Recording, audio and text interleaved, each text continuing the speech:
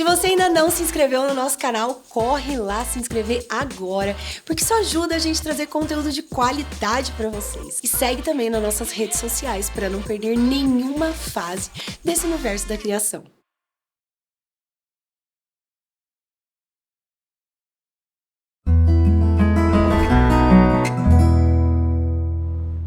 Olá, mamães, papais, titias, vovós, todos os ouvintes do podcast Mãe Fases. Hoje vamos abordar um tema super importante, que são essas mudanças climáticas na vida dos nossos pequenos. Como isso traz prejuízo para a respiração, para a saúde deles. E para isso, eu estou com uma convidada muito especial, a pediatra pneumologista, a doutora Salete Murad. Vai abordar um pouquinho, tirar mais dúvidas de nós, mamães, vovós, como conduzir esses dias com tantas queimadas, incêndios, com tanta mudança de temperatura para a saúde dos nossos pequenos. Doutora, é um prazer ter você aqui no nosso podcast, muito feliz com a sua presença. Queria que você se apresentasse um pouquinho para quem está nos ouvindo. Quem é a doutora Salete Murad? Olá, Mariana. O prazer é meu. Nossa, estou muito orgulhosa. Primeiro, estou muito orgulhosa do seu programa. Eu tenho assistido e tenho visto assim que vocês estão abordando uns temas maravilhosos.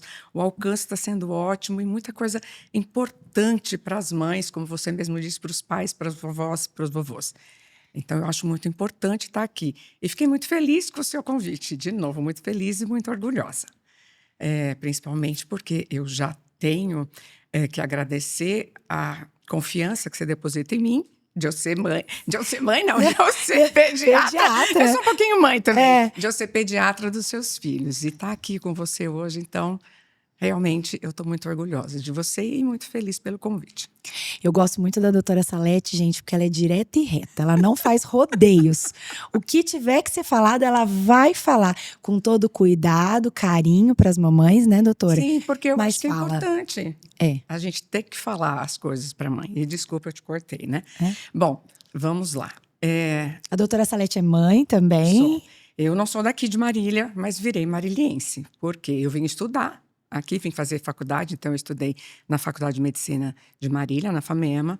Fiz residência de pediatria aqui. Depois eu fiz residência de pneumo infantil na Santa Casa, em São Paulo. Aí eu voltei para cá, porque eu casei com alguém daqui, com o amor da minha vida. Aí eu tenho 2 filhos, que os 2 também são alérgicos. Então, além de tudo, além de eu ter estudado para as outras crianças, eu estudei, graças a Deus, para meus filhos, porque os 2 são alérgicos. A Isabela tinha rinite, melhorou muito, o Felipe rinite e asma. Então, é um assunto que eu tive que pôr em prática muito em casa. E eles já não são mais tão crianças, né, doutora? Já são mocinhos aí, já, são né? adultos. A Isabela tem 28, o Felipe tem 24. Não, já não tenho mais nenê. Os meus únicos nenês, graças a Deus, são os meus nenês que eu atendo diariamente. Porque, além de fazer pneumo, eu faço muita puericultura. Porque eu ainda acho que é muito importante puericultura. Sim. Então, para o assunto de hoje, né, para o tema de hoje, a gente vai falar um pouquinho sobre essas mudanças climáticas, né? Esse aquecimento global e todo esse… Um dia tá frio, um dia tá calor. Eu falo que a gente sai com uma jaqueta, à tarde tá com regatinha. E como isso tem trazido prejuízos para a saúde das nossas crianças, né? E antes da gente começar esse episódio maravilhoso, queria pedir para vocês se inscreverem no nosso canal do YouTube, que é muito importante para a gente conseguir trazer mais e mais conteúdo de qualidade para vocês. Então vamos lá, doutora? Vamos. Então, que eu queria muito saber, né? Hoje a gente vai explorar toda essa parte de proteção, né, da saúde dos nossos pequenos, como proteger eles, o que a mamãe tem que fazer para tentar que a criança fique menos doente, né? Doutora, como que essas mudanças climáticas têm impactado tanto a saúde das nossas crianças, né? Você poderia dar, assim, uma visão geral para nós de como que é isso, desde para um bebezinho recém-nascido, para uma criança que a gente acorda frio. A gente não tem mais primavera, verão, outono, inverno, né? A gente tem dias quentes, dias frios, né, chuva, não tem mais, cada hora é um período. O que isso impacta na saúde dos nossos pequenos? Bom, Mariana, eu sei que o foco aqui é falar bastante sobre bebês e crianças e doenças respiratórias, mas para eu responder a sua pergunta, eu tenho que ampliar um pouquinho. Por que estão acontecendo essas mudanças climáticas? Todo mundo sabe que é a agressão do homem ao meio ambiente. Então, quando eu falo de mudança climática, eu não posso falar só do que está acontecendo hoje, das grandes queimadas, da baixa umidade do ar. Nós vamos chegar lá. Mas antes, nós temos que relembrar uma coisa muito importante. Nós estamos tendo uma alteração global. E isso está levando a descongelar muitas geleiras, a muitas inundações. Então, é isso que está fazendo com que a gente não tenha mais essas fases específicas de tempo. É claro que no hemisfério norte a gente ainda tem isso, mas falando do Brasil, que é clima tropical, a gente está se confundindo realmente. Então, quais são os problemas? Vamos começar pelo que teve no Rio Grande do Sul. As enchentes que ocorreram lá foram decorrência de mudança climática. E isso gera doença muito, mesmo para a criança. O que vai gerar? Por exemplo, não sei se vocês viram, se você viu, mas aumentou muito o índice de leptospirose.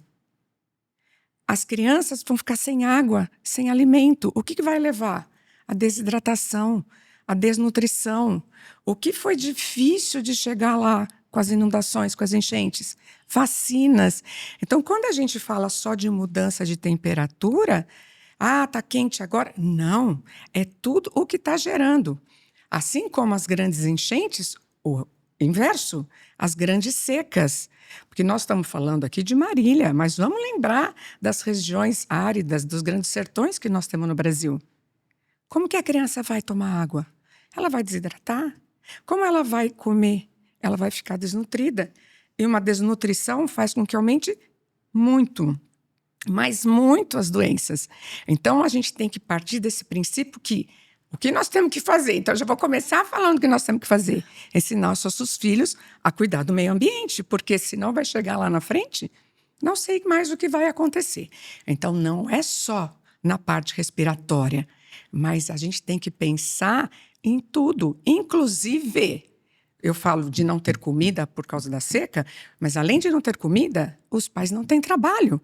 E se não tem trabalho, como vai sustentar os filhos? Então, quando a gente começa a falar de mudança climática, o impacto é gigantesco. É gigantesco. Mas, se você quiser, a gente foca agora só nas doenças respiratórias. Mas para você ver como às vezes a gente tá só nessa... A gente fica tão focado numa coisa e realmente esquece que existe toda uma causa e consequência, né? É ensinar realmente desde lá de trás, né? Toda a cultura de sustentabilidade, desde começando pela nossa casa mesmo, com a coleta do lixo, com tudo. E nas escolas também. Porque a consequência vem, né? O impacto vem. E aí quando vem devastador desse jeito e alastra tudo que tiver na frente, né?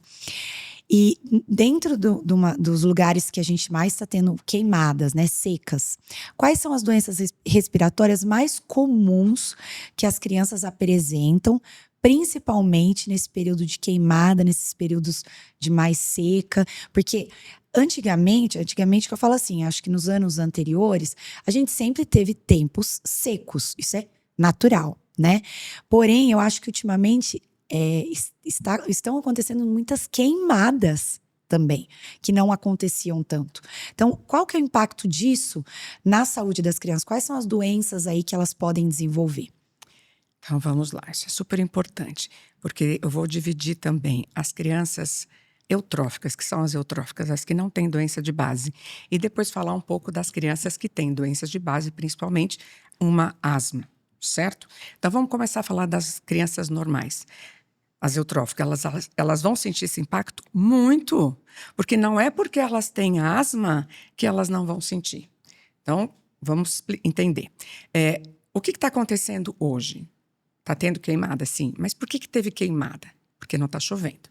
Se não está chovendo, como é que está a umidade do ar? Muito baixa. Então, nós temos que começar o primeiro problema aí. A baixa umidade do ar altera muito a primeira linha de defesa da mucosa do trato respiratório. Então, o trato respiratório vai desde o nariz até o pulmão. O que o nariz faz? O nariz tem uma função muito importante de filtração e de aquecimento, certo? Ah, mas o ar está quente. Não, o ar está cheio de poluentes, o ar está com baixa umidade. Então, mesmo que o nariz, que seja a primeira parte do aparelho respiratório, para cumprir essa função, ele não vai dar conta. Então, já começa por aí. Então, vai entrar um ar muito seco. O que vai acontecer nessa mucosa? Ressecar a mucosa. A hora que resseca a mucosa, eu perco outra parte importante da barreira de defesa. Então, eu estou perdendo defesa, certo? Nessa época de muito calor, o que acontece com os vírus e bactérias? Eles proliferam muito mais. Muito, muito, muito. Então, peraí, eu vou ter mais quantidade de vírus, patógenos no ar e menos defesa. Só isso vai ser o suficiente para levar à irritação. Que irritação? Todas. Então, desde o nariz, só fazendo rinite, e não precisa ser rinite alérgica, é só rinite pelos poluentes que estão aumentados, principalmente no que você me perguntou, nas queimadas. A hora que eu queimo, tem muito poluente no ar.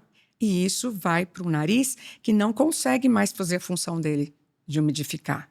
E aí eu já tenho ressecado essa mucosa, eu perco a defesa. Aí vem o aumento do número de bactérias, mesmo uma criança que a mãe chega e fala para mim, doutor, ele nunca ficou doente, ele é sempre bem cuidado em casa, não vai à creche, não vai à escola e de repente, nesses últimos meses, está ficando doente. Sim, porque não precisa ter doença de base. Só o que está acontecendo já é suficiente. Aí o que acontece? Aí uma coisa vai levando a outra. Tá.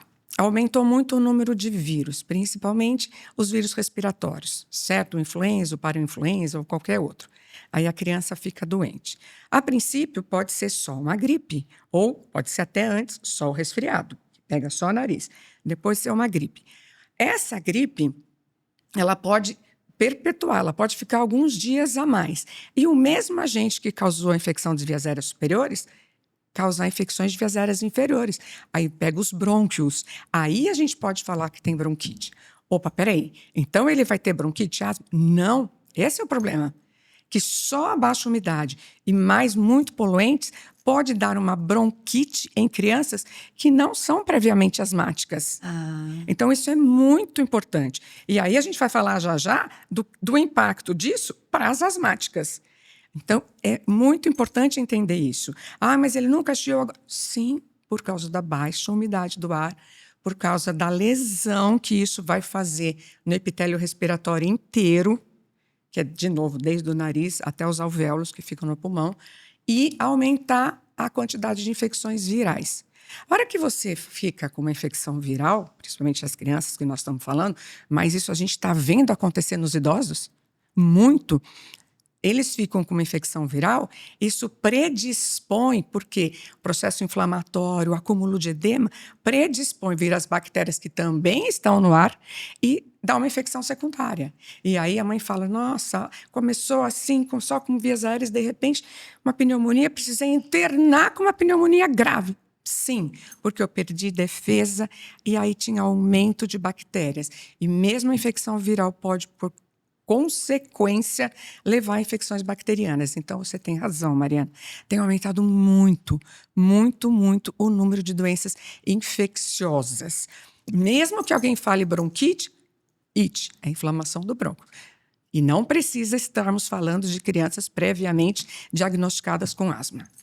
E até então, você acha que essa combinação, né? Porque dessas mudanças climáticas com a poluição do ar, que é um combo aí, né? Foi a mudança com a poluição, ela aumentou o número de asma, né? E de bronquite e dessas doenças. E essa criança, ela já, até você até acabou respondendo uma dúvida minha, mas essa criança, ela nasce com asma ou ela pode desenvolver por conta desse ambiente tão poluído? Então, vamos falar da segunda coisa. Então, nós falamos primeiro das que não têm asma, certo? As que têm asma, a gente tem que conversar outra coisa importante. Para você ter asma, você nasce, está na genética. Certo? Só que você pode ser protegida. Por quê? Porque para desencadear a bronquite, a inflamação do bronco, na criança que tem asma, eu preciso de um antígeno.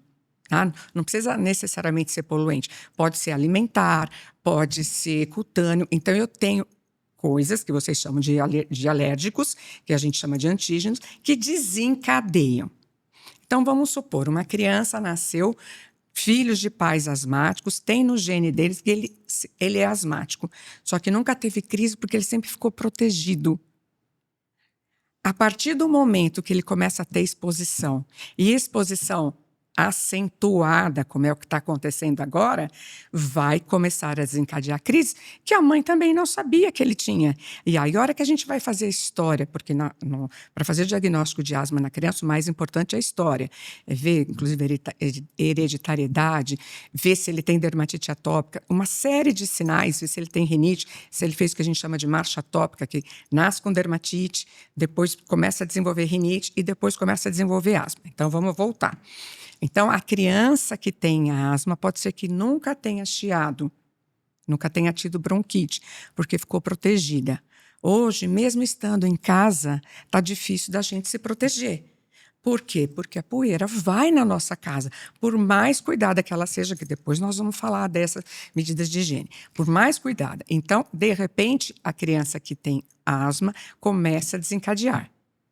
E a criança que já tinha asma diagnosticada há vários anos, ou que já vem fazendo um segmento, ou que está em processo de investigação, com certeza, e isso eu posso falar com certeza, essa baixa umidade do ar, esse excesso de poluentes, esse excesso de queimadas, isso está fazendo com que as crianças asmáticas, mesmo as tratadas, isso que é importante, porque eu tenho que tratar em ter crise, eu tenho que tratar constantemente para evitar ter crise. E mesmo com essas que estão com tratamento adequado, por causa dessa poeira, estão ficando com a bronquite, certo? E aí tem que ir ou nas UBSs, ou nas UPAs, ou até nos próprios pronto-atendimentos ou pronto-socorros, para que faça o resgate. Porque essas a gente já sabe que elas tinham asma. Eu tenho recebido, engraçado, eu recebo bastante no final de semana, mas eu não sei te explicar por quê. De madrugada, né? Não, de madrugada nem tanto, mas aos finais de semana, esse final de semana, e principalmente o final de semana anterior, teve muitas queimadas. Eu tenho, graças a Deus, muitos pacientes de Marília e de toda a região. E tem umas cidades aqui perto, são várias, eu não vou explicar quais, são várias que tiveram muitas queimadas, muito mais do que Marília, olha que judiação. E o meu telefone não parou, que é o que a gente vai conversar já já. Doutora, o que fazer? E nessas 3 situações, eu nunca soube que ele tinha asma e está chiando. A gente achava que podia ser porque ele tem rinite. A minha criança tem asma e está pior. E a minha criança que nunca teve. Então, pegou um nicho, pegou quase toda a pediatria. Mesmo você não tendo doença de base, de novo a palavra que eu uso, sendo eutrófico, as crianças estão chiando muito, muito, muito. E no caso, por exemplo, né, no meu caso, a minha filha, né, você já sabe, trata, tem asma desde que nasceu, a gente sempre soube, né? Porque ela tinha as crises de tosse, não para nunca mais. E aí, quando tá intensa, até corticoide tem que entrar, porque não sara. Mas no meu caso, né, que eu já. A mãe de filho asmático, a gente já até sabe quando que tem que deixar a bombinha ali. Meio de stand-by, né? Se correu muito, fez muito exercício numa festinha, eu já sei que à noite vai ser aquela crise, aquela coisa louca. E com essa poluição, então, nesses dias que teve queimada intensa, ela praticamente dormiu com o inalador. Mas e a mãe que não sabe que o filho tem?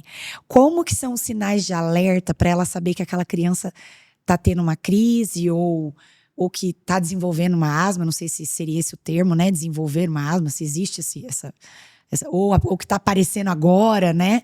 Ou que está fazendo uma bronquite. Quais são os sinais de alerta que a mãe precisa falar? Opa! Então, vamos devagar. De novo, eu gosto de dividir. Então, assim, eu acho que eu tenho mania de professora, então eu tenho que ir falando as coisas divididas didaticamente para a gente entender. Então, vamos primeiro para o seu caso, para o caso da sua filha, que é minha paciente. É claro que eu vou deixar a glória para você. Você é uma mãe super antenada. que está sempre preocupada, que está sempre tentando descobrir as coisas, lendo. Você é uma mãe muito interessada e já tem experiência, porque você tem 3 filhos. A que não, e que faz acompanhamento comigo e com outros pneumologistas, o que a gente faz? A gente já tem um programa de exacerbação.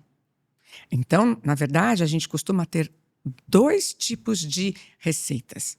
Um intercrise, que é o que você vai usar todos os dias para que evitar que tenha crise, e um para crise. É aí que eu tenho que ensinar para a mãe. E, inclusive, no meu ambulatório da faculdade, da Unimar, onde eu faço pneuma infantil, eu escrevo, porque às vezes é mais difícil um pouquinho o entendimento. Então, eu escrevo. Então, eu tenho que explicar para a mãe isso que você falou. Se ele começa a ficar cansado, já é um sinal. Se ele começa a ficar com falta de ar, se ele começa a ficar com tosse, se ele começa, você percebe que ele está respirando, mesmo que você pergunte, filho, você está bem? Tô. Mas você está percebendo que ele está com uma palavra que a gente chama de taquipneico, tá? Com aumento da frequência respiratória. Então, a mãe tem que saber. Mas, para isso, quem não é já orientada como você, nós temos obrigação de orientar. Porque sabe o que acontece, Mari? E isso eu tenho aprendido assim nos últimos 5 anos. Eu acho que está mudando muito a asma. A pessoal nos prontos atendimentos estão aprendendo muito a fazer o resgate, e estão fazendo tudo muito certo. E só agora parece que as mães estão tendo um pouco de entendimento e de aceitação. Porque antes elas achavam que eu só iria tratar uma crise de asma quando elas estivessem em crise. O que é crise? Tudo junto. É uma tosse que não para, é uma falta de ar que a criança não consegue falar, é uma taquipneia. E tinha mães que acreditavam que só quando a boquinha começava a ficar roxa que tinha que ir para pronto-socorro. Então, hoje a gente ensina isso que você perguntou, para que não entre em crise tão grave e que eu consiga reverter logo. Então, o que nós vamos explicar? Isso. Ah, mas ele está com tosse. Não, não é normal ter tosse. Se ele está com tosse, já é porque ele está com alguma coisa. Então, já podemos entrar com a medicação. Ah, ele está ficando cansado. E se isso está ocorrendo muitas vezes, é porque ou ele não está com medicação intercrise, diariamente, ou porque eu preciso aumentar.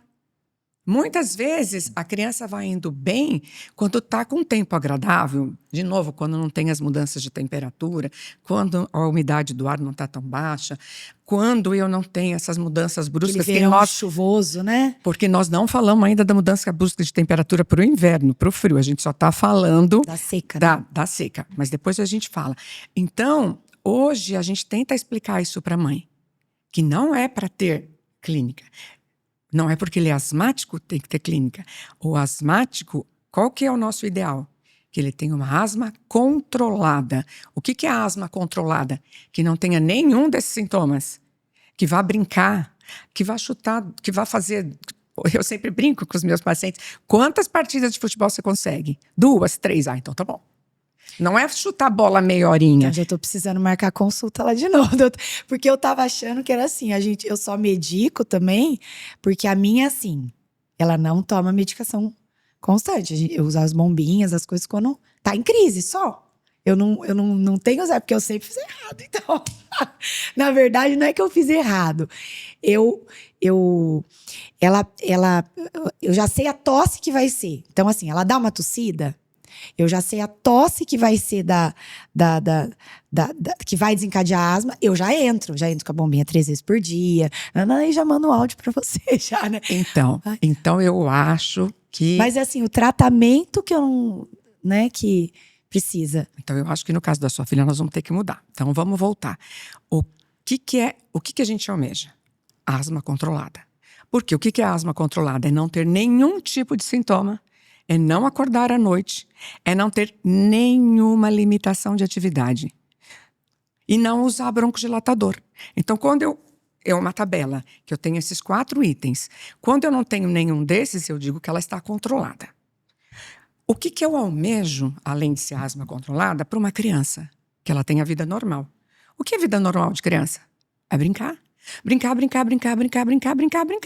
Então, se a sua filha está ficando cansada com os médios ou pequenos esforços, ou ela está tossindo mais do que devia, talvez ela precise de medicação diária, porque a medicação diária que faz com que, mesmo com os poluentes, você não entre em crise. E aí é aquilo que eu já falei, às vezes você entra com a medicação, continua tendo crise, ou continua ficando cansado, ou continua tendo limitação de atividade, é porque eu tenho que aumentar. Então, de novo, hoje, a gente consegue sim que as nossas crianças não tenham sintomas, porque elas ficam tratadas entre crise. Nessa época do ano, e principalmente agora, que está tendo muita queimada, de novo, eu vou falar um pouquinho de baixa umidade já. Aí eles ficam mais, porque aumenta o antígeno.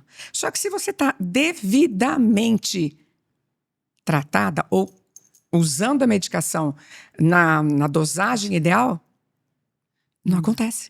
Mas essa medicação, até para a mamãe que está em casa saber, ela é uma medicação que a criança vai ter que tomar para sempre? Ou ela vai tomar para sair para controlar e depois ela vai desmamando?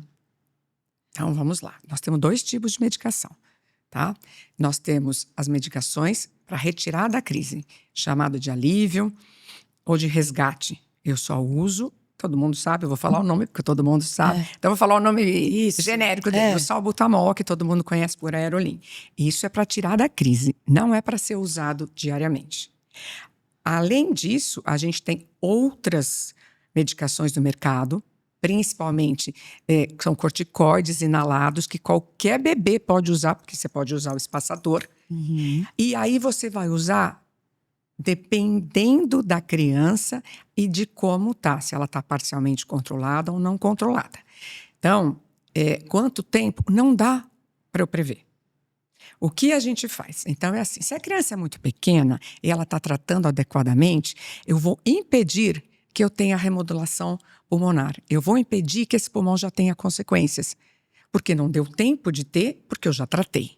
Se eu pegar uma criança mais velha, que chega com 11, 12 anos, e teve asma desde o nascimento até os 12 anos e não tratou, eu posso fazer um exame chamado espirometria. E a hora que eu faço a espirometria e eu comprovo que tem já obstrução, então eu já tenho que saber que já estava tendo remodelação pulmonar, já estava tendo fibrose, até calcificação. Então, eu vou responder a sua pergunta assim. Depende. Se for uma criança maior, que tem uma asma grave e difícil controle e que ficou muitos anos sem tratar, provavelmente eu vou usar corticoide inalatório para o resto da vida. Se eu pegar uma criança pequena, que eu tratei desde o início e que depois ela fica mais velha, eu consigo fazer uma espirometria, que é a prova de função pulmonar e não marca nada, ou seja, está normal, pode ser que eu faça janelas, o que se chama janelas, que eu tire. Por quê? No adulto eu não tiro o corticoide inalatório. Por quê? O adulto eu não tenho preocupação com o crescimento. As crianças menores eu tenho. Eu já fiz um trabalho com os meus alunos sobre tem alteração de crescimento com o uso de corticoide? Então, nós levantamos um número de trabalhos praticamente iguais, de que não se tem nada que prove que faz e não se tem nada que prove que não faz, certo? Então, como nós pediatras temos muito cuidado com o crescimento, então a gente para alguns períodos. Então, com certeza, esse era um período que eu não posso tirar o corticoide inalatório, porque eu sei que tem muito poluente que pode desencadear a crise. Então, o que eu tenho que fazer? Manter. Então, lembra que você falou uma hora agora de um tempo chuvoso? É esse tempo chuvoso que a gente gosta, porque ele é úmido, diminui os poluentes do ar. Então, às vezes em dezembro, janeiro, fevereiro, março, eu tiro. Às vezes até um pouquinho mais. Novembro já tá bom? Então vamos tirar em novembro. E aí a mãe é super orientada. Mesmo quando eu tiro do ambulatório, que às vezes não dá para remarcar de urgência, eu já falo assim, você vai suspender o corticoide inalatório, porque estamos nesse tempo, não agora em setembro com essa queimada. Um exemplo, se eu tivesse em novembro, dezembro. Mas você mantém a medicação em casa. Porque se ele voltar a ter crises uma, ainda pode ser só uma coincidência. Se ele voltar a ter 2 ou mais, é porque ele está precisando da medicação de base e eu não posso deixá-lo sem. Então, você não vai esperar retornar para mim. Você está autorizada em casa a voltar com esse que você já conhece e você já sabe qual a última dosagem que nós estávamos. Então, vamos fechar aqui. Todo um cuidado. Então, tem que ter um cuidado muito importante. Porque o que a gente quer para a criança? Que ela fique sem sintomas. Principalmente para ter uma vida normal. Vida normal é brincar, pular. Vida normal é ir nas festas infantis, que hoje as crianças têm muito, de sexta, sábado e domingo, e pular no pula-pula e na piscina de bolinha. Sabe o quanto que tem de pó numa piscina de bolinha? Ah, então eu não vou deixar. Aí é que tá. Se você tirar isso de uma criança, você está impedindo que ele tenha uma vida normal. Na classe tem 15, os 14 vão na piscina de bolinha e só o Joãozinho não pode ir. Não, ele tem que ir. Só que se desencadear a crise, então essa criança vai ter que tomar medicação todos os dias. Exatamente. Porque é isso que a gente tem que almejar. E almejar que não tenha mais crises, porque cada vez que eu tenho mais crises, elas podem exacerbar. Então, ser mais fortes, mais vezes, mais fortes, e isso é que vai trazer um prejuízo muito grave para o pulmão. O que a gente chama de remodulação, de lá no futuro eu ter uma criança que era asmática, que não foi controlada adequadamente, por não foi tratada, e de repente ele via um adulto que vai ter DPOC. Então, por incrível que pareça, eu tenho que tratar as minhas crianças para ter vida normal, para diminuir as idas ao pronto-socorro, diminuir as internações, porque infelizmente a gente ainda tem muita internação e até morte por asma. Por incrível que pareça. Sim, está fazendo essa cara, mas por incrível que pareça. Por quê? Porque a mãe não trata. É que você não tem ideia, Mari, do que acho que a da minha é bem controlada, da minha filha. Quando que eu sinto que é mais? Quando realmente ela faz muito esforço físico. Mas aquele esforço físico, tipo assim, ela correu muito numa festa, mas correu demais, assim, num lugar. Chega à noite, ela vai deitar, às vezes dá umas crises de tosse. Nesse tempo mais seco, numa época que tá mais úmido, ela já não tem mais tanta crise. Então, eu acho que a asma dela tem, em certo ponto, olhando por tudo isso que você tá me falando, é controlada. Ela não é uma criança que tosse, porque senão eu ia te encher o saco o dia inteiro, você sabe disso. Mas eu não sabia dessa remodulação pulmonar, que é algo que a gente vai assim, às vezes nós mamães, né, principalmente as mamães mais naturebas, assim, que não gostam de muita medicação, ficar, ai não vou dar, ai não vou curar com mel, e aí lá na frente aconteceu um problemão desse. Infelizmente, elas estão erradas, mas vamos voltar para você. Eu acho que talvez a sua filha tenha que tratar nessa época do ano, que é a nossa discussão. Por que essa época do ano? Porque tem épocas que ela fica bem. Certo? Mas nessa época do ano, mesmo quem tem asma controlada, a hora que você fala que ela fica cansada, eu vou definir como médios esforços, médio a grandes esforços, ela manifesta clínica de quem está em crise de bronquite. É que, de novo, a mãe acha que para ter crise tem que ter tudo. Tem que ter o uso da musculatura acessória, a fúrcula tem que entrar, tem que estar muito cansado, não consegue nem falar. Eu não preciso disso. E isso faz com que você vá ao pronto-socorro e muitas vezes tenha que ser internado e muitas vezes vá para UTI. Então, é isso que a gente quer impedir, que chegue nesse estado.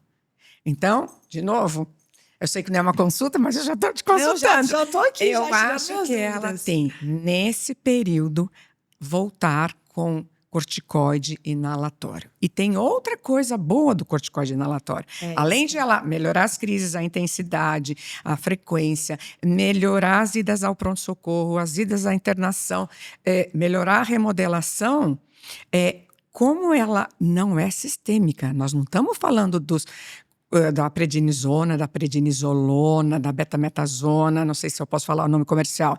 A prednisona é o Metcortem, a prednisolona é o Predsim, o Prelone, e são vários outros que a gente tem. A betametasona tá no Celestamine, que todo mundo dá Celestamine, Coide D. Então, assim, eu estou falando dos mais comuns, tá? Eu não tenho nada com esses laboratórios, eu estou falando dos mais que estão na boca das mães, certo? E É que a gente Quando- ouve corticoide, e, meu Deus, corticoide, né, faz mal, tá? Mas o inalatório é... Quando você ouve o corticoide que não é para ser dado é o sistêmico. É o que você dá por boca, seja comprimido ou líquido. E hoje tem gotas. Comprimido, líquido, suspensão oral e gotas. Esse sim altera muito crescimento. Esse faz um monte de alteração do organismo. Então, esse não é para ser dado. E quando a mãe pensa em corticoide, ela acha que o corticoide da bombinha, que a bombinha é perigosa. Muito pelo contrário. A bombinha é só um veículo para a medicação conseguir chegar no seu alvo. Aonde é seu alvo? O pulmão. Então, ela é localizada. Então, ela vai só para o pulmão para resolver esse processo inflamatório que está acontecendo no pulmão. E não vai para a circulação. E aí não vai alterar crescimento. Então, essas mães que não gostam, elas têm que entender isso. Porque, às vezes, elas estão com a definição errado, tanto do modo de agir, como onde agir e como uso o medicamento. Então, se for sistêmico, sim, podem continuar tendo medo e evitando. Mas se for direto inalatório, vai para o pulmão. Doutora, e assim, então a gente falamos um pouco, né, de que essa poluição, tudo isso está causando. Quais seriam os meios, né, que você como pediatra pode orientar essa mãe, tanto na higiene, quanto no ambiente, preparar esse ambiente para as crianças, para que diminua os efeitos dessas poluição, dessa mudança climática toda essa imunidade dessa criança e todo esse aparelho respiratório da criança. Porque eu mesmo já ouvi falar dos aparelhos, eu queria que você falasse um pouco daqueles de nebulizadores e tal, que não é bom que fique ligado noite toda. Agora, nesses tempos secos, tá liberado? Não. Vamos devagar de novo. Então, eu acho que você já respondeu uma grande parte da pergunta. Uma grande parte. É higienização. Em outras palavras, limpar a casa. Então, se você sabe que seu filho... Porque quando você tem, de novo, não são mais as crianças eutróficas, vamos falar das crianças asmáticas. Quando você sabe que seu filho tem rinite ou que tem asma, muitas vezes você pode achar a causa. Então, você faz exames e descobre se é poeira, se é o ácaro, ou pólen, ou se é fumaça de cigarro, ou qualquer outras coisas, você pode pedir. Certo? E aí você tem a certeza do que você é alérgico, certo? Então, uma mãe que sabe que seu filho é alérgico à poeira, ela tem que manter a casa higienizada, limpa. E como que é o ideal limpar? Com pano. Porque se eu passar um aspirador ou bater, vai subir de novo o ar. E ele vai ficar na superfície, é lá que a criança vai estar respirando. Então, é melhor que fique decantado. E aí eu vou com um pano úmido. Tá? Estou ensinando coisa bem doméstica mesmo. Você vai com um pano úmido, assim como passar pano úmido no chão, assim como se você quiser usar aspirador. Você sabendo que seu filho é extremamente alérgico à poeira e hoje tem muita poeira ali fora, por que você vai deixá-lo brincar no lugar que tem muita poeira? Se você sabe que é desencadeada da areia do parquinho, você pede para a professora que eu sei que eu falei de qualidade de vida, mas espera aí, se só tirar do parquinho, isso não muda muito. Você vai fazer a mesma atividade com a criança em outro lugar. Não precisa ser na areia. Eu vou Pelo te dar menos vários nesse exemplos. tempo, né? Eu vou te dar vários exemplos. Você tem ideia do quanto de poeira deve ter tido nesse rodeio? Eu não tenho nada contra o rodeio. Eu só estou dando, pelo amor de Deus. Eu não tenho nada contra o rodeio. Mas não tenho nada já tá contra. seco, né? Mas você tem ideia do que uma aglomeração num lugar de poeira faz para a criança asmática? E para a criança que não é asmática, como a gente está falando nos dias de hoje pela baixa umidade? Então, se você sabe que seu filho é alérgico à poeira, você não deve levá-lo a lugar nenhum.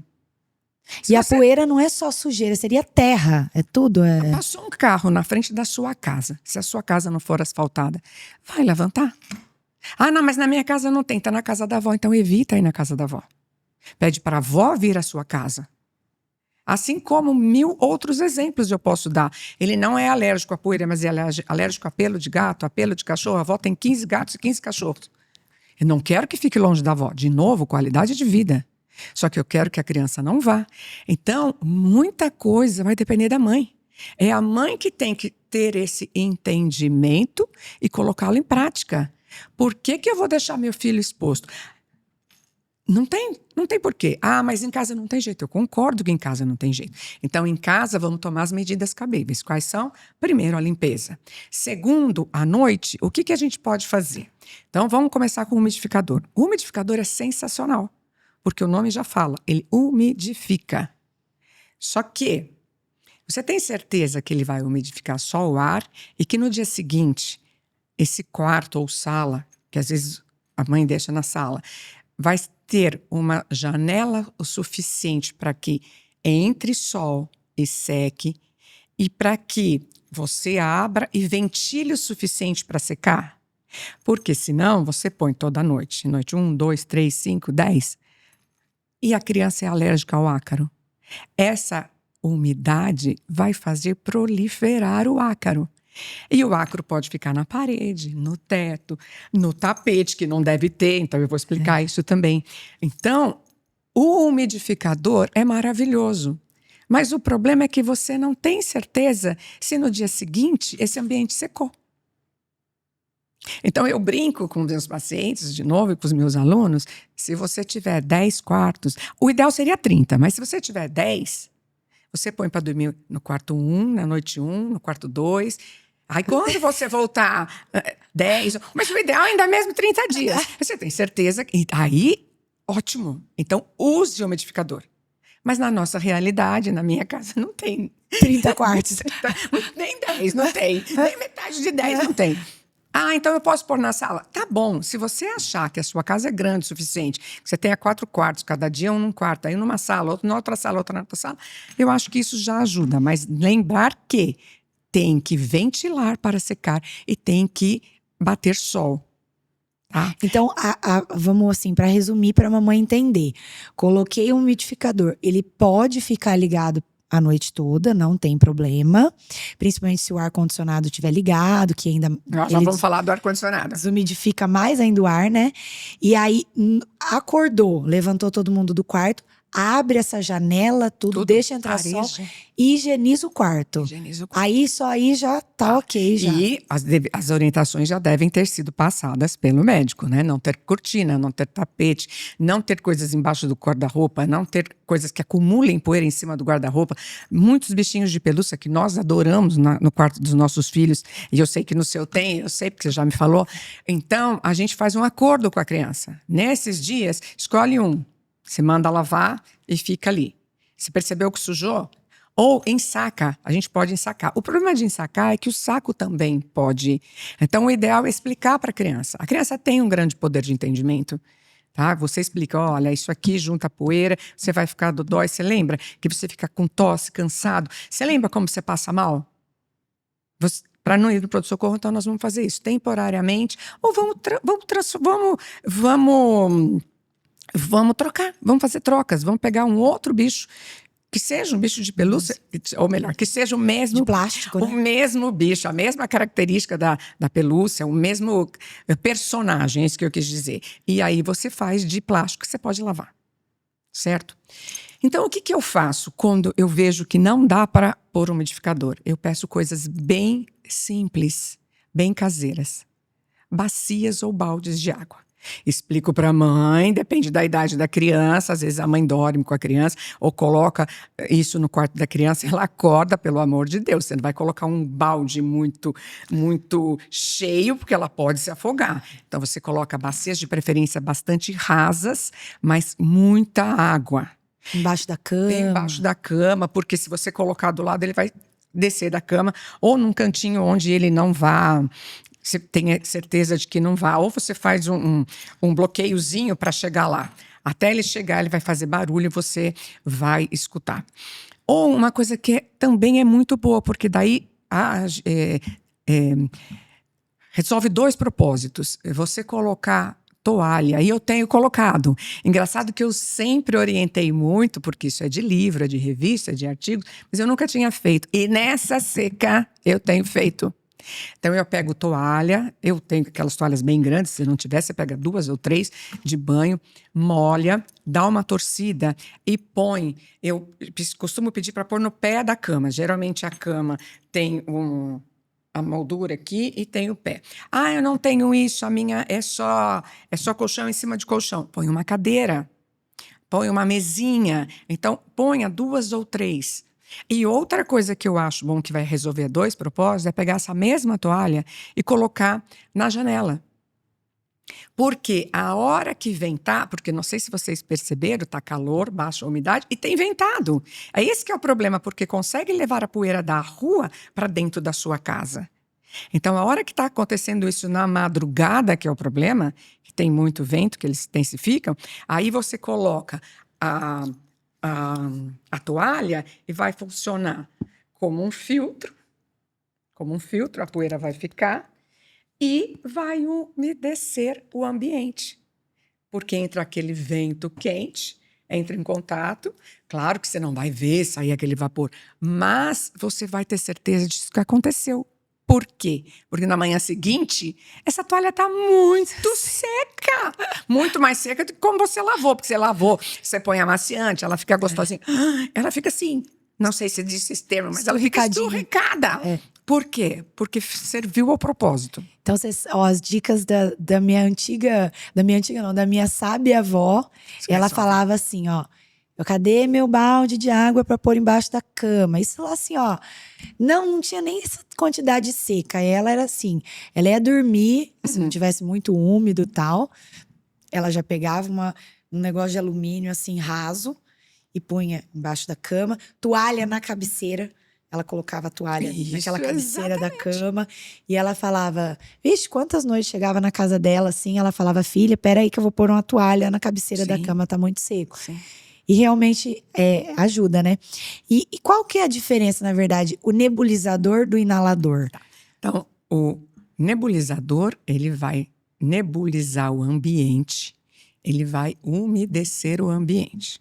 O inalador é um outro mecanismo, um outro dispositivo que você usa para jogar a medicação para dentro do seu pulmão.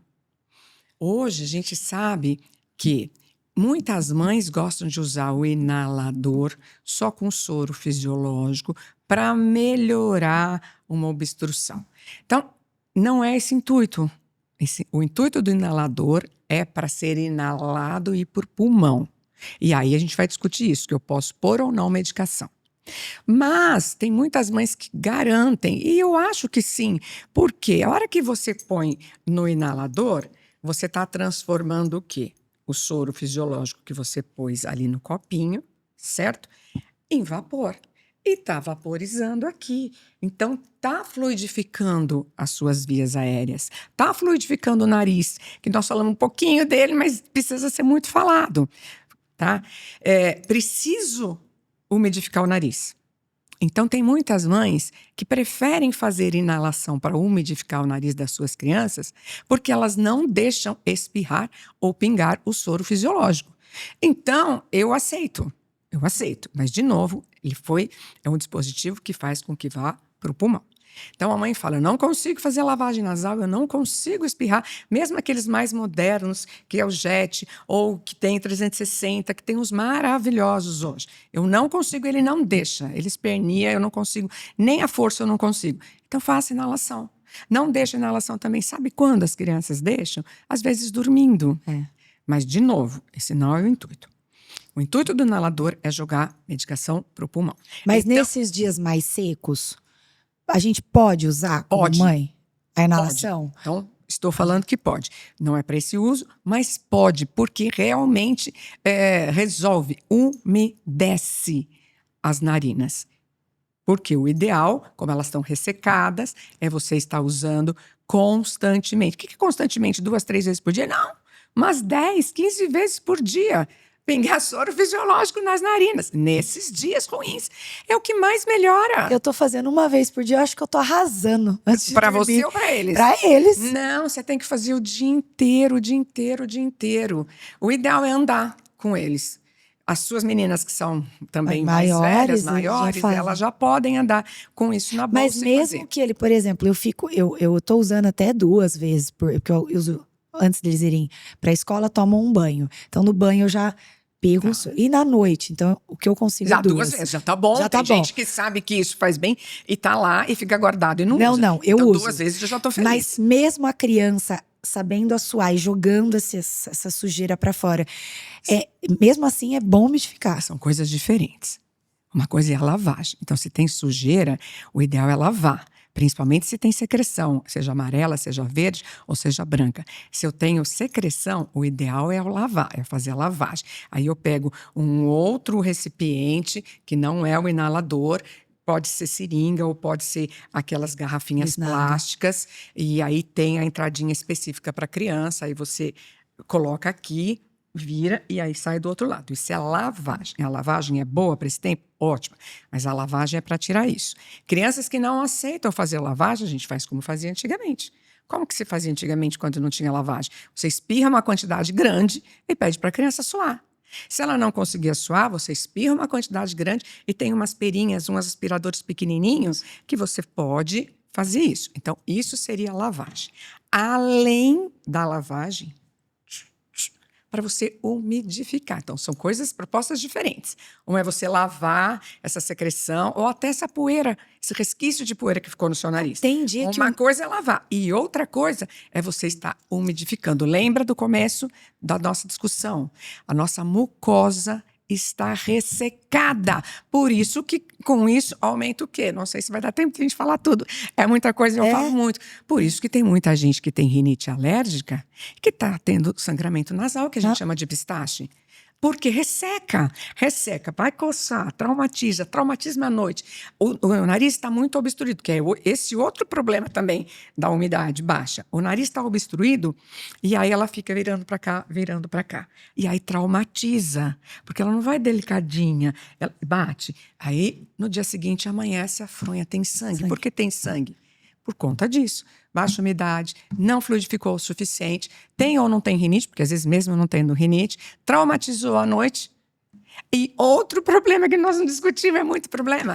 A criança que, com esse tempo, não é só bronquite, nós já falamos das bronquites, das rinites, nós falamos da asma, nós fomos até nas internações, mas só qual o problema? Noites mal dormidas. Por que noites mal dormidas? Porque a boca não foi feita para respirar, o nariz foi.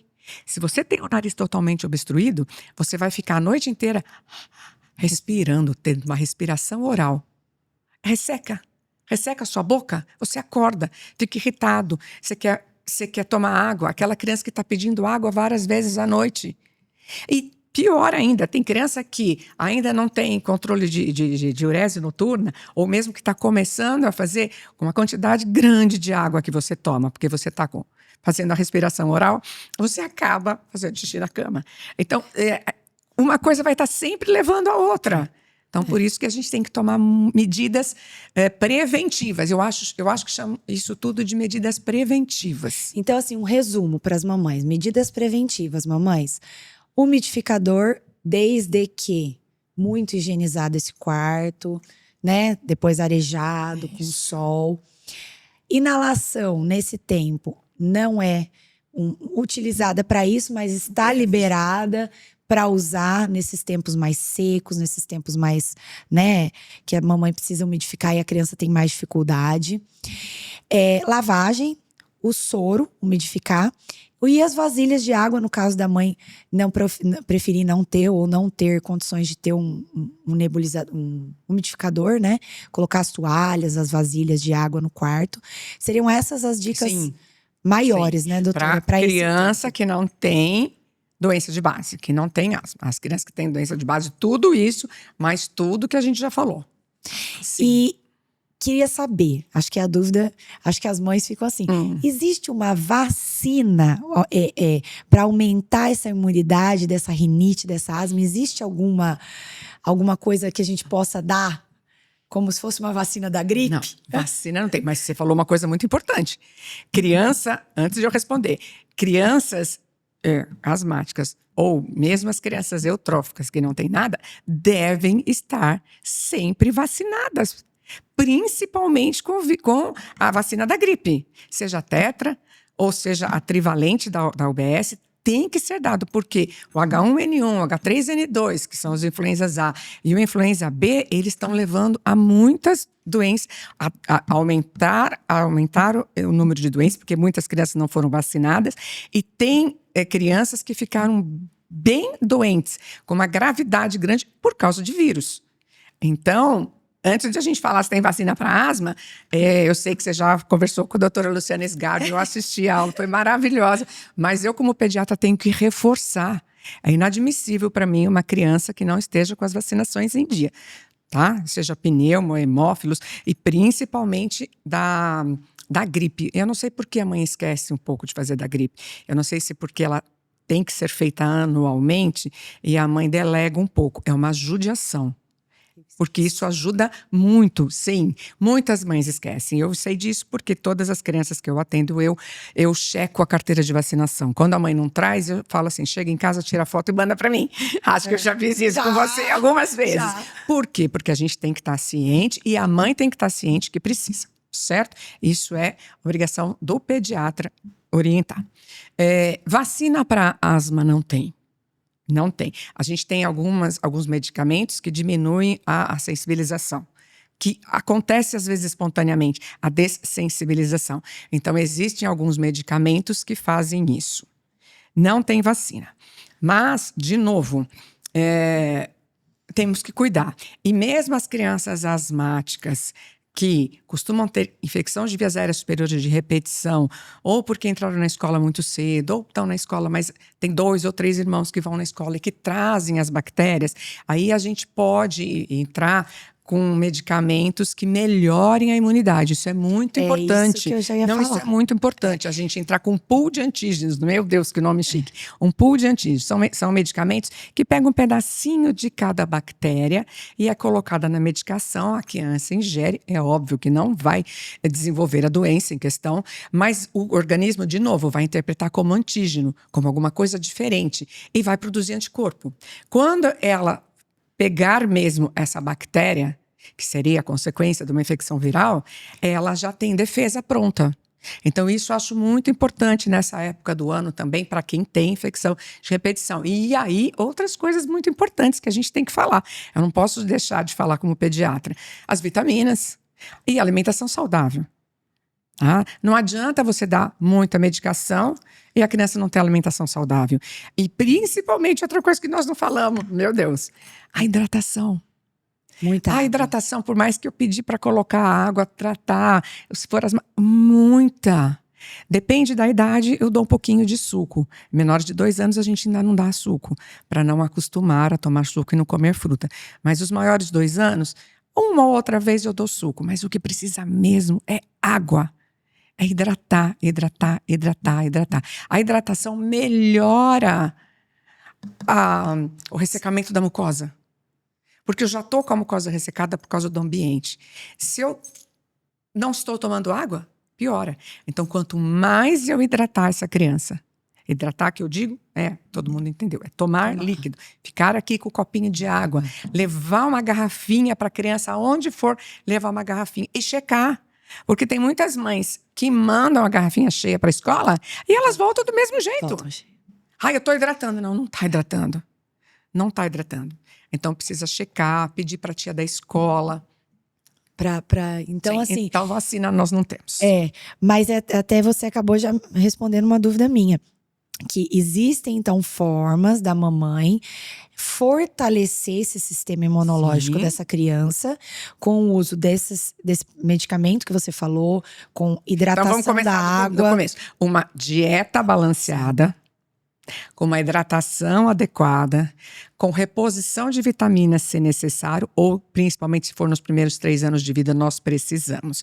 Aí entra em tudo isso que você está falando. Mas a base é muito importante. E o uso dos probióticos é importante, de uso contínuo, ou só usa quando a criança realmente está precisando? Eu acho que os dois estão difíceis, os dois estão nos extremos. Nunca usa ou só usa quando está precisando. Eu acho que é bom usar. O probiótico melhora a microbiota intestinal. E hoje a gente sabe que grande parte da defesa vem do bom funcionamento do intestino. E hoje a gente tem muitos probióticos que já são enriquecidos de vitaminas ou alguns componentes como zinco que melhoram a imunidade. Então eu acho que há períodos que eu posso dar, que eu devo dar. Então, se quer que seja nesse período, então vamos dar nesse período. Aí fica um tempo sem, até porque a mãe cansa. Às vezes fica muito custoso. Sim, fica muito custoso. A mãe cansa de ficar dando. Então a gente pode dar períodos. Para um pouco, volta um pouco. Eu acho que é muito interessante. E falando do ar-condicionado, eu queria saber. O uso do ar-condicionado no calor e dos aquecedores no tempo mais frio, ele prejudica a saúde dessa criança? Porque a gente chega da maternidade, a gente já quer até ligar o ar-condicionado, né? Então, vai depender de novo da higienização. Não adianta você ter um ar-condicionado que ele não tem manutenção e que ele não foi higienizado e que se você abrir ele está cheio de poluente. Então, primeira coisa é ter certeza de que seu ar-condicionado está higienizado. Segunda coisa, nós vamos falar já de mudanças bruscas de temperatura. Então, se você está numa temperatura de 30 graus e vai dormir e quer fresquinho, não adianta você pôr no 17, 18, isso vai dar um choque térmico. Que é isso que a gente vai falar já. Ou posso falar já? O que a mudança brusca para o frio, seja a temperatura ambiente ou seja a temperatura provocada pelo ar-condicionado, vai resfriar. De novo, a mesma coisa, vai resfriar.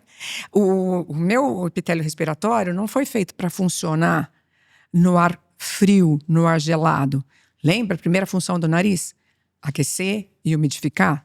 Então, toda a mucosa do trato respiratório precisa estar aquecida. Então, se entra uma quantidade grande de ar, ou porque eu estou lá fora no inverno, ou porque eu estou aqui dentro e meu pai quer pôr ar no 16 porque ele é calorento, isso faz mal. Então, respondendo a sua pergunta, faz mal. Eu não durmo durmo com ar e aconselho a dormir com ar. Mas, por exemplo, 22, 23 graus. A temperatura agradável, não um iglu, né? Porque se você... claro, depende da proporção do seu ar, quantos BTUs, da proporção da sua casa. Não adianta você ter um ar-condicionado pequenininho e um quarto gigante. Então, isso eu não sei exatamente calcular. Mas, normalmente, é um ar-condicionado específico para uma área específica. Então, se for isso, se você deixar no 22, 23, tá ótimo. Ótimo, ótimo. O que acontece é que a criança chega em casa com calor, liga o ar e põe no modo que vem direto no rosto dela. Está fazendo tudo de ruim, porque está resfriando, está lesando a mucosa, perdendo a primeira linha de defesa. E aí, quando as mães falam, não fique no ar-condicionado que dá sinusite. É uma verdade. É uma verdade. É a maior queixa minha. É uma verdade. Eu tenho uma adolescente que ela lava a cabeça, ela liga o ar no 16, se tivesse 14, 15, ela colocava na cara aqui, ó. Aí chega no outro dia de manhã, mãe, não tô aguentando de dor de cabeça. Aí eu ligo pra doutora Salete, gente, falo, explica pra ela, por favor, porque a mãe falar e um burro andar é a mesma coisa. Então explica pra ela que não pode, que faz mal. O bebê, ele pode dormir no ar? Vamos fechar. O ar-condicionado não é o vilão. Muito pelo contrário. Nós que somos os vilões que ajustamos do jeito que a gente quer. Da mesma coisa o bebê. Você quer temperatura mais agradável para o bebê? 23, 24 graus? Ele não está nem com calor, nem com frio. Então, o bebê também pode, desde que higienizado, Só que o que a gente faz é isso, entrar no carro, pôr no 17. Entrar no quarto, pôr no 17. Quem não faz isso? Eu faço. Aí, no meio da noite, então, já que nós estamos falando de família, o meu marido reclama que está frio e eu tenho que aumentar a intensidade ou até desligar. Então, esse é o problema. Nós somos o problema, não ar. Assim como não foi o umidificador. É a maneira com que nós utilizamos. Assim como uma pergunta que eu tenho certeza que você já vai fazer, eu já vou me adiantar, é o ar-condicionado, o ventilador. Tem casa que não tem ar-condicionado. Claro que eu sei que tem casa. Até porque o ar-condicionado é uma coisa muito nova pra gente. Acho que 10 anos pra cá, todo mundo tem a casa, 20 que tem no carro, eu não sei dizer realmente a data. Então tem muita gente que tem ventilador e mesmo com ar ainda usa o ventilador. De novo, o ventilador vai levantar a poeira. Então, se eu estiver falando de um lugar empoeirado, onde eu quero proteger o meu filho dessa poeira, principalmente se ele for asmático, e eu ponho um grande de um ar-condicionado que também não foi higienizado, não, ele foi, mas o restante da sala, o restante, eu vou levantar a poeira aqui, ó, onde a minha criança vai ficar respirando. Então, de novo, ele não é o vilão. Então, se eu puser virado para a parede, só para dar uma circulada no ar, se eu não puser direto em mim, aí pode. Doutora, a gente tá assim, ó, no limite. No limite, nossa, é que eu falo muito, desculpa. Mas sabe o que eu gostaria de falar? Do começo da sua entrevista, você falou muito da gente ensinar os nossos filhos a conservar, né, a manter um meio ambiente para que a gente não sofra o impacto disso, né, cada vez pior do que já vem acontecendo. Você acha que, no seu ponto de vista, né, faltam políticas públicas, tanto, né, nas escolas públicas, quanto nas escolas particulares, quanto de incentivo disso para as crianças? Mari, não sei se você percebeu, na minha entrevista eu não falo mal de ninguém. Então, eu não vou falar das políticas públicas e não vou falar das políticas da escola. Não, incentivo O que eu acho que tudo isso tem que vir de casa. Exemplo. Que exemplo tudo? Vamos plantar árvore. Mostra o que está acontecendo na Amazônia. Não vamos depender de ele aprender na escola. Não vamos aprender de ele depender em alguma organização em prol das matas atlânticas. Vamos aprender em casa. Vamos aprender a plantar. Vamos aprender a não gastar água. Não desperdiçar. Não desperdiçar energia. Eu só vou aproveitar, eu só vou fazer economia agora porque entrou na bandeira vermelha. Não. Nós vamos fazer economia agora e sempre. Se eu consigo conviver com agora, vamos conviver com sempre. Eu vou aprender, vamos voltar lá atrás, a não jogar lixo no chão, porque entope os bueiros, quando muda o clima e eu tenho enchente, para não acontecer o que acontece, que tem acontecido. Então eu acho muito importante. Não acho importante, eu acho muito. Eu posso falar 5 vezes, muito, muito, muito, muito importante. Mas eu acho que isso vem de casa. É claro que as escolas têm que ajudar. Na verdade, tudo na vida, você faz um misto da mesma coisa que você está falando, entre casa e escola. A gente tem sempre que educar junto. Porque você não educa só na casa, acaba educando na escola. Mas eu acho que tem que ser alguma coisa complementada, tem que ser alguma coisa junto. Certo?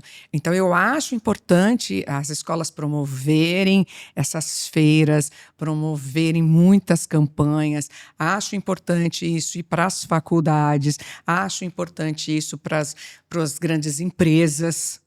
Acho importante tudo isso. Mas eu não sei dizer se é culpa deles. Eu sei dizer que a culpa é porque a gente aprendeu errado em casa. A grande coisa para que eu vou fechar a torneira enquanto eu estou escovando o dente? Agora, se eu explicar para a criança o porquê, eles aprendem. Com certeza. E é nessa explicação que está a nossa arma. A grande arma, eu acho, que é educar as crianças. Porque daí eles se tornam adolescentes conscientes, adultos conscientes, e eles mesmos podem ir passando isso para os outros. Eu acho que essa é a nossa grande arma, ensinar os filhos a proteger o nosso meio ambiente, para proteger o nosso planeta. Doutora, foi muito, muito, muito importante. Foram dicas valiosíssimas que você passou aqui. Eu espero que as mamães em casa tenham tirado suas dúvidas, tenham se orientado um pouco. Mas antes da gente encerrar, eu queria também que você deixasse, não sei se as suas redes sociais do consultório ou as suas próprias, qual que você... Tem gente que fala, são uma negação, Mari, para as redes sociais. mais uma rede social para que essa pessoa não fale, tenho. gostei. Um dia eu vou ter. Um dia eu vou ter. Se alguém precisar, pede pra Mari. A Mari passa. Então, se alguém Tá precisar... bom? Se alguém quiser, se alguém gostou, eu preciso. Na verdade, esse aqui também foi um grande desafio para mim, porque é a primeira vez na minha vida que eu faço um podcast. Que eu amei, tá? Amei. Eu acho até que falei demais. Eu não sei se você é mais convidada, porque eu falei muito e eu me empolgo, eu me emociono, porque eu gosto de explicar, gosto de ensinar. Então, eu não sei se eu falei demais. Então, eu realmente não tenho. E agradeço de ter participado desse primeiro, que vai ficar na minha memória, o primeiro podcast que eu participei. E se alguém precisar, entre em contato com você. Eu entro em contato com Mãe Fases e eu passo o contato da doutora Salete. E a doutora Salete não é porque ela tá na minha frente, mas ela é a mesma professora que ela foi aqui no podcast, ela é na consulta. Você não tem como sair com dúvida, eu falo, não tem, a não ser que você queira sair com dúvida. Ela vai passar um remédio, ela fala, você entendeu? Entendi, doutor. Eu vou escrever. Eu vou escrever porque você vai esquecer, você tem 2 filhos, a mais eu vou escrever. Então, tudo é muito explicado, sempre muito carinhosa, sempre passa as coisas pra gente, todas as informações com muito carinho e cuidado, para que a gente não se desespere, né? E eu acho uma coisa muito legal também da sua parte, é que você sempre ajusta conforme as angústias e aquela família. Então eu fico assim, doutora, vamos esperar mais um pouquinho para entrar com antibiótico? Ela fala, vamos, Mari, dá para esperar, vamos esperar, também não quero antibiótico agora, vamos esperar aí mais um dia. Ó, se piorar, você me fala que daí eu não seguro mais. Então ela vai ajustando conforme você precisa. Foi um prazer ter você aqui. Eu que agradeço de novo a confiança que você deposita, porque, de novo, pediatria não é só criança, como você falou, é a família inteira. Então, eu que agradeço a confiança particular dos seus filhos e a confiança para ter me chamado para essa entrevista. Foi muito gostoso. A todos vocês que nos assistiram até aqui, muito obrigado. Espero que vocês tenham tirado dúvidas. E se ficou mais alguma dúvida, entre em contato, que a gente passa o contato da doutora Salete também. E se a gente ainda não abordou algum tema que você considere interessante aqui no nosso podcast, pode enviar nas nossas redes sociais, no direct, que a gente vai adorar receber a sua mensagem e abordar o tema que você acha interessante nas próximas entrevistas. E até o próximo Encontro Mãe Fases.